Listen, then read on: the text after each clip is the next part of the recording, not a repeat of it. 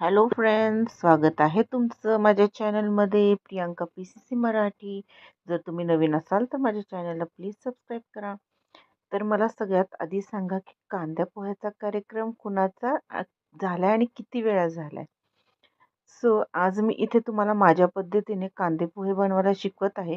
त्यासाठी मी आधी घेतलं होतं बटाटे, टोमॅटो, मिरची, कांदा आणि शेंगदाणे.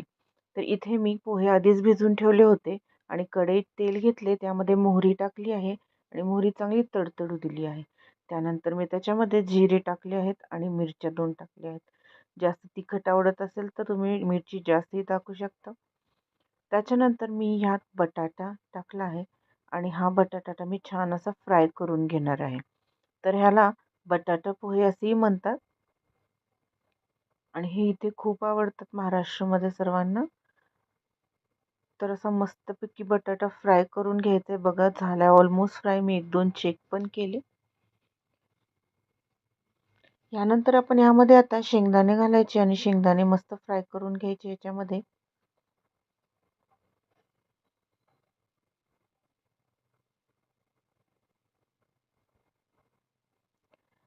तर फ्रेंड्स, कांदे पोहे हे आपल्या इथे ऑलमोस्ट सगळीकडे सकाळी नाश्त्यासाठी आपण बनवतोच महाराष्ट्रामध्ये आणि सगळ्यांची आवडीची डिश आहे ही.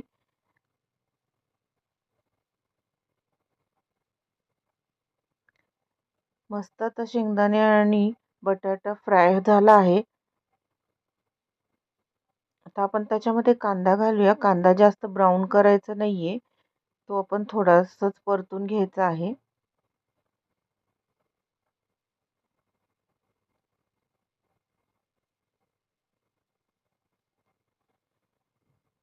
आता त्यानंतर मी ह्याच्यामध्ये टोमॅटो ॲड करणार आहे. अशा पद्धतीने तुम्ही करून पहा पोहे, तुम्हाला नक्कीच खूप आवडतील. टोमॅटो ही जास्त आपण हे करून घ्यायचं नाहीये, थोडासाच परतायचा आहे. आणि तो असा परतून झाला सगळं व्यवस्थित की मग आपण ह्याच्यामध्ये घालायची आहे 1 टेबलस्पून हळदी पावडर.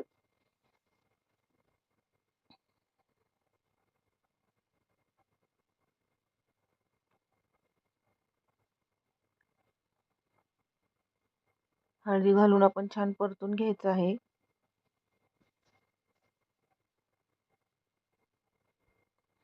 आता मी ह्याच्यामध्ये घालत आहे आपण भिजवून ठेवलेले पोहे. पोहे जास्त वेळ भिजवायचे नाहीत. अगदी आपण हे स्टार्ट करायच्या आधीच भिजवून ठेवायचे. म्हणजे असे सुट्टे-सुट्टे होतात आणि त्याचा लदगा होत नाही, म्हणजे अगदी चिटकून बसत नाही भातासारखे.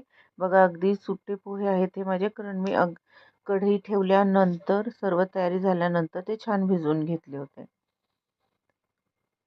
आता हे सर्व आपण मस्त मिक्स करून घेऊया.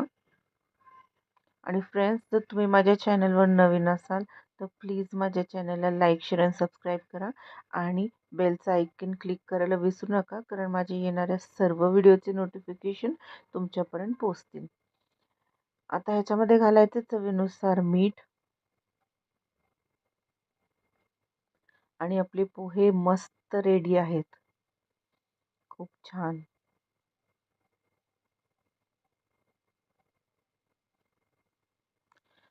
आता ह्याला मी थोडा वेळ झाकून वाफवून घेत आहे.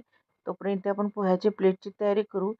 महाराष्ट्रामध्ये सर्वांना माहिती आहे अशा प्लेट्स आपण घेतो. या पोह्याच्या किंवा नाश्त्यासाठीच्याच प्लेट्स आपण ह्याला म्हणतो. युजुअली आपण जेव्हा मागतो तेव्हा पोह्यासाठीच्याच प्लेट असं म्हणतो. तर ह्यामध्ये आता मी पोहे सर्व्ह करणार आहे छान असे. गरमागरम पोहे खायला खूप छान वाटतात. आता मी पोहे सर्व्ह केले आहेत आणि मी लिंबाची फोडसुद्धा त्यावर ठेवत आहे. कारण जेव्हा आपण पोहे खातो तर त्याच्यात मस्त असं लिंबू पिळून खाल्लं की त्या पोह्याची टेस्ट अजूनच छान लागते. तर अशा प्रकारे माझे पोहे तयार आहेत आणि तुम्हाला कसे वाटले मला कमेंट्समध्ये सांगा. धन्यवाद. स्वस्त खा आणि मस्त रहा.